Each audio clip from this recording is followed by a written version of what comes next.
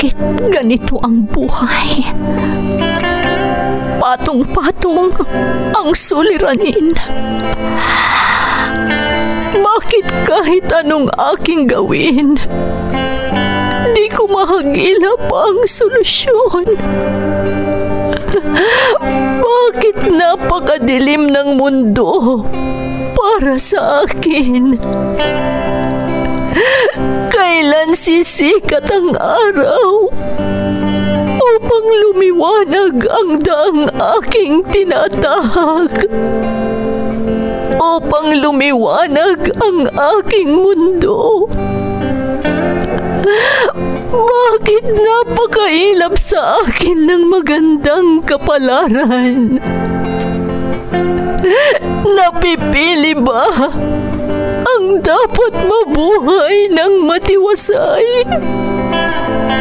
Ang dapat lumigaya? Tao rin ako. Ngunit bakit ako naisasantabi?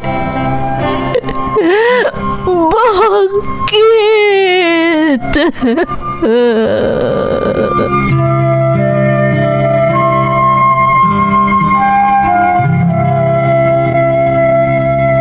Puno ang mundo ng suliranin. Ang solusyon, umaapaw din. Sa bawat pagpatak ng luha, katumbas nito ay ligaya.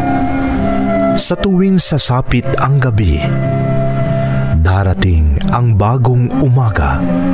At sa tuwing tayo ay nadarapa, sa ating pagtingala, may malalakas na bisig na handang humatak sa ating muling pagtindig.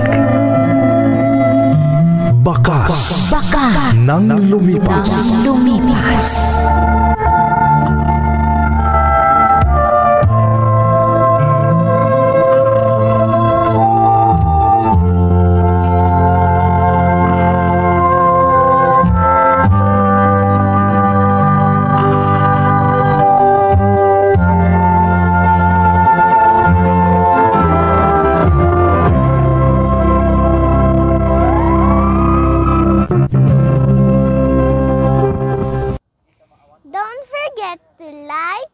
Share and subscribe to this YouTube channel and hit the bell button.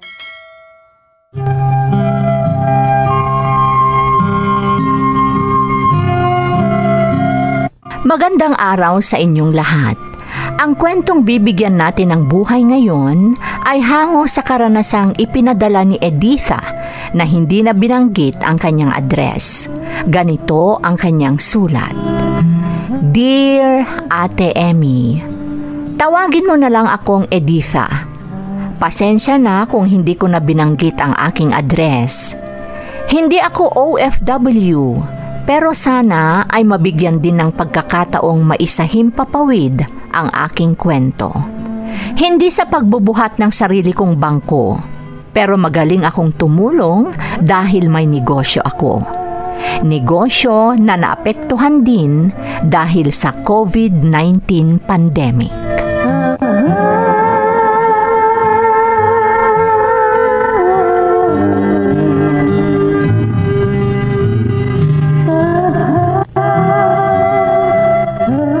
Paano na yan, Editha? Kailangan nang magsara ang restaurant dahil sa pandemya. Wala tayong magagawa, Marino, dahil nasa community quarantine na tayo. Kailan lang tayo nag-loan sa bangko? Paano tayo makakabayad ngayon?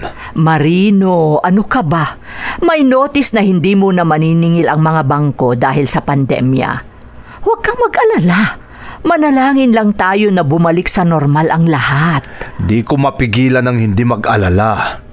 Sayang ang negosyo natin. Di balik negosyo tayo pagkatapos ng community quarantine.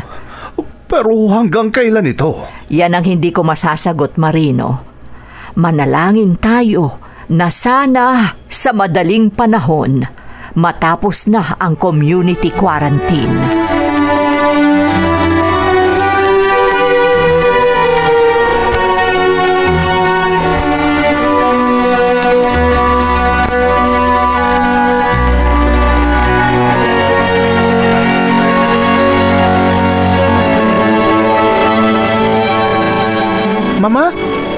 Nag-away ba kayo ni Papa?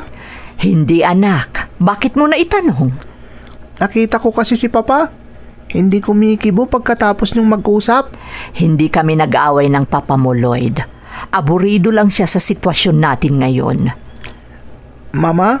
May pinagdadaanan tayong krisis, anak. Kaya ba nagsara ang restaurant natin? Oo, anak. Kaya nag-aalala ang papa mo. Kaya pala pati eskwela namin, natigil na rin. Dahil sa sakit na kumakalat ngayon, Lloyd. Delikado ito sa kalusugan. Kaya nagbabala ang pamahalaan na manatili muna tayo sa loob ng ating mga tahanan. Mama? Kailangan nating sumunod sa utos para din sa kabutihan natin, anak.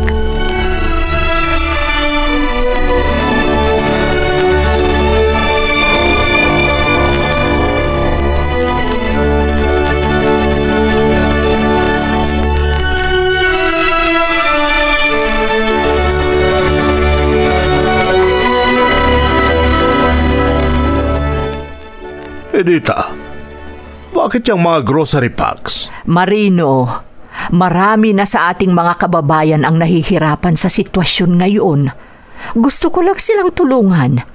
Mamimigay ako ng mga grocery packs. Ano? Seryoso ka ba sa gagawin mo, Edita? Nagsara na nga ang negosyo natin. Ngayon mamumudmud ka pa sa mga nangangailangan? Ano ka ba naman, Marino? Konting tulong lang ito para sa mga kababayan nating nahihirapan na. Paano pag tayo naman ang naubusan? Saan tayo kukuha? Mas nakakaangat tayo sa buhay kaysa sa kanila. Maano ba namang matulungan natin ang mga nawalan ng trabaho ngayon? Tatanungin kita, Editha. Kung sakaling tayo ang nawalan, tutulungan din kaya nila tayo? Bakit ba ganyan ka mag-isip, Marino? Magpasalamat na lang tayo na tayo ang tumutulong at hindi tayo ang tinutulungan.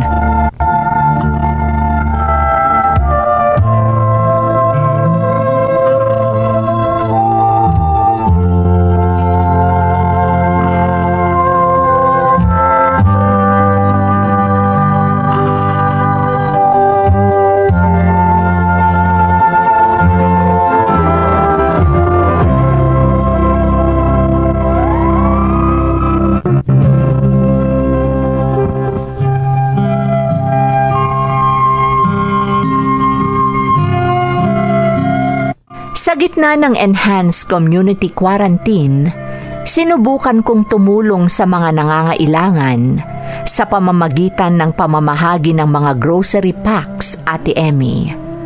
Ang hindi ko inaasahan, maraming tao ang nakipagtulungan sa akin sa aking ginagawa. At dahil dito, mas marami akong nakilala na katulad ko na taus-puso ring tumutulong sa mga nangangailangan. Iba't ibang profesional at may kakayahang tao ang naging katuwang ko sa pagtulong sa mga nangangailangan.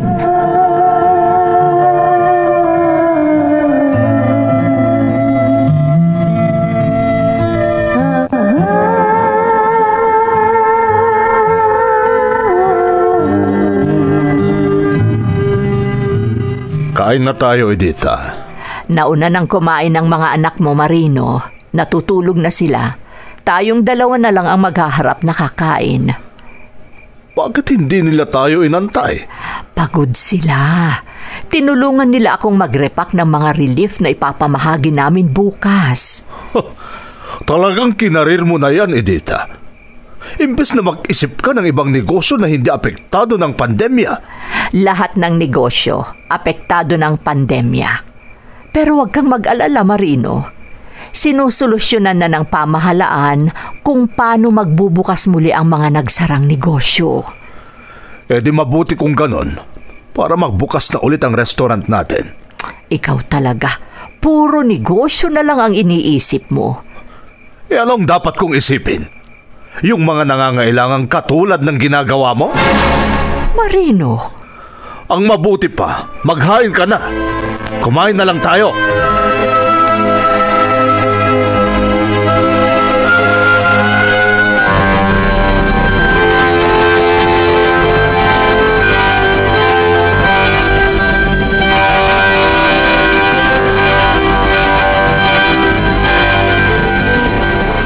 Mama, pwede ba ako sumama bukas? Anak, huwag na. Alam mo namang bawal sa inyong mga bata ang lumabas ngayon. Gusto ko rin makatulong, Mama. Anak, malaking tulong na sa akin ang pagre-repack ninyo ng ipamumudmud natin. Mama? Isa pa, delikado pa ang lumabas. Kaya nga ingat na ingat ako pag nagpapamahagi ng relief goods. Sa bagay, naintindihan kita, Mama. Hindi bale anak, pag naging normal na ang sitwasyon, pwede na kayong lumabas ng kapatid mo.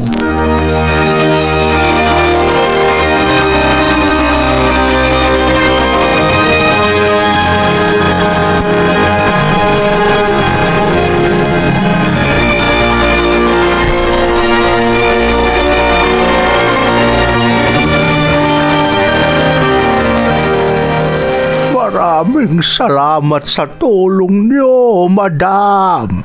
Walang anuman. Oh, eto pa, mga vitamins para sa inyo at sa pamilya nyo. Salamat, Madam. At hindi lang yan, pagbalik namin ng mga kasama ko, magdadala kami ng mga gamot para sa high blood. Mabuti naman po kung ganon, Madam. Napakabait niyo. Kahit hindi nyo kami kaano-ano, bukas palad kayong tumutulong sa amin. Ipapanalangin po namin kayong lagi dahil napakabait nyong tao. Salamat po sa inyo. Huwag sana kayong magsasawa, Madam. Marami sa amin ang nangangailangan ng tulong dahil sa pagkawalan ng trabaho, dala ng pandemya. Ganun po ba? Iba ka sa mga katulad mong may kakayahan sa buhay. Dahil yung ibang kagaya mo, imbes na tulungan, inaapi pa kami. Kaya malaking pasasalamat namin sa lumikha na ginagamit pa rin niya ang mga katulad mo para tulungan kami, Madam. At tulad po ng sinabi ko, lagi namin kayong ipagdarasal para mas marami pa kayong matulungan na tulad namin.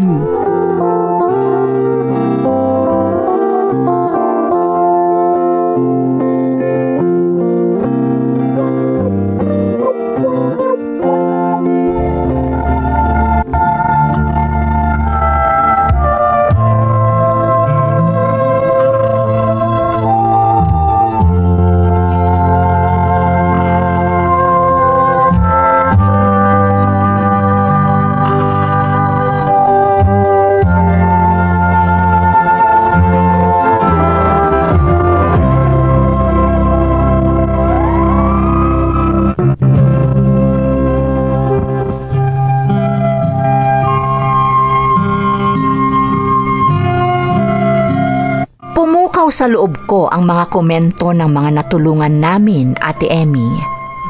At mas naging malapit kami sa mga taong nakilala ko na handang tumulong at tinuring namin ang isa't isa na parang kapamilya. Ipinagpatuloy ko at ng aking mga kasamahan ang aming ginagawa dahil nagbibigay ito ng kasiyahan sa amin. Hanggang dumating ang isang bagay na hindi ko inaasahan.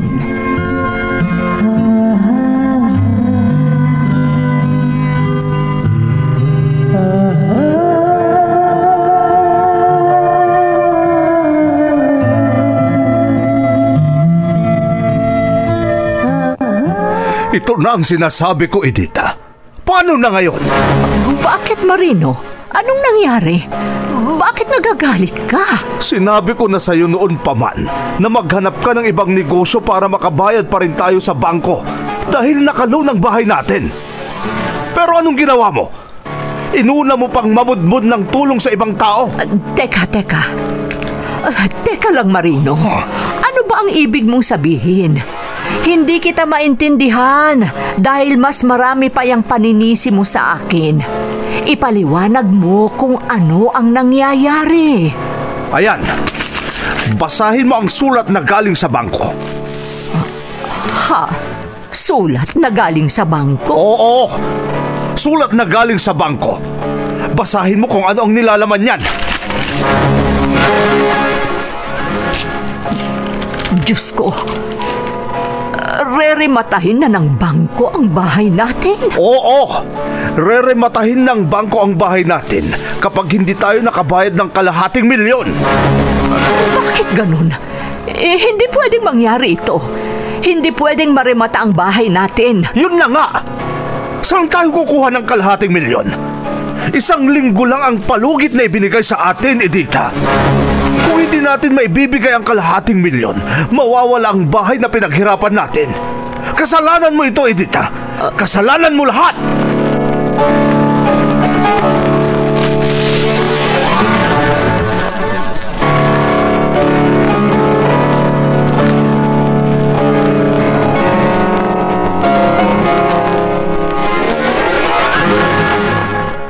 Mama, mapapalis ba tayo dito sa bahay? Ayokong umalis dito, Mama. Ayoko. Hindi, mga anak. Gagawa ako ng paraan. Hindi pwedeng mawala sa atin ang bahay natin. Pero sabi ni Papa, wala na tayong magagawa. Oo nga, Mama. Paano na tayo, Mama? Saan tayo pupunta? Mga anak, huwag kayong mawalan ng pag-asa. Alam kong hindi tayo pababayaan ng Diyos. Naniniwala akong tutulungan niya tayo. At gaya ng sinabi ko, gagawa ako ng paraan. Hindi ko hahayaang mawalan tayo ng tahanan.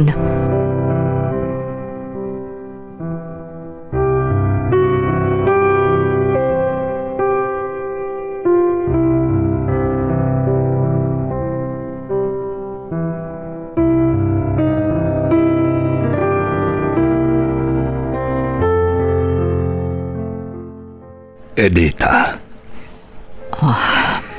Patawarin mo ako, Edita. Patawarin mo ako sa mga nasabi ko noon. Nag-alala lang ako na baka mawala ang bahay natin. Ang sabihin mo, wala kang tiwala sa Diyos. Edita. Sa halip na tulungan mo akong magremedyo, hinayaan mo akong mag-isang gumawa ng paraan. Edita, patawarin mo ako. Parang awa mo na. Patawarin mo na ako. Hindi mo man lang naisip na kailangan kita, Marino. Pero iba ang ginawa mo. Buti na lang may mga kaibigan akong tumulong sa akin. Kaya naisalba ko ang bahay natin. Oh. Buti na lang. At may mga kaibigan ako, Marino.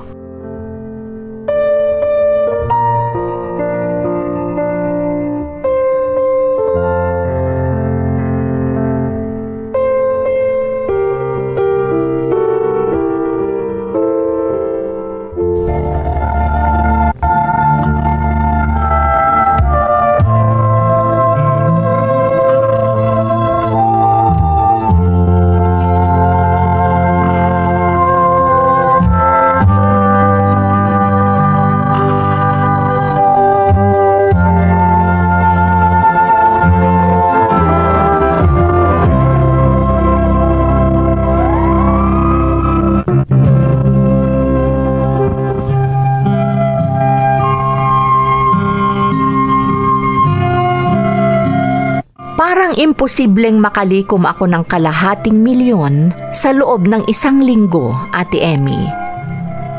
Pero dahil na rin siguro sa malaking tiwala ko sa Diyos at sa panalangin ng mga taong natulungan ko at sa pagpapahalaga ng mga kaibigan ko na tinuturing kong tunay kong pamilya, nagawan ko ng paraan na maisalba ang bahay na naipundar namin.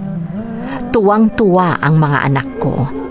Nakita ko rin ang pagbabago ng aking asawang si Marino na sobrang saya. Ngayon, unti-unti nang nakakabangon ang negosyo namin. At alam kong masusuklian ko ang kabutihan ng mga kaibigan ko na tumulong sa akin. Ito ang aking kwento. Lubos na gumagalang, Editha. Editha, una sa lahat, salamat sa pagbabahagi mo ng iyong kwento. Sa totoo lang, napakahirap talaga ng kinasadlakan mong sitwasyon. Bukod kasi sa malaking halagang kailangan mo, kasalukuyan pa tayong nakararanas ng krisis dahil sa pandemya.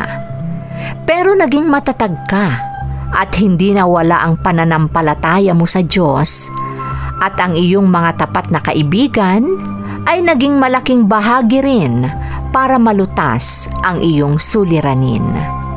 Naway ipagpatuloy mo ang iyong kabutihan upang magtuloy-tuloy din ang pagpapalang iyong nakakamtan.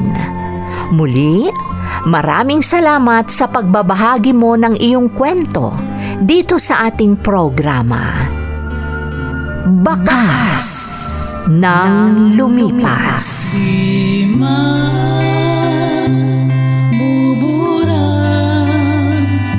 Sa isipan ang mga pagsubok, nakaranasan, ligaya at lumbay, nagbibigay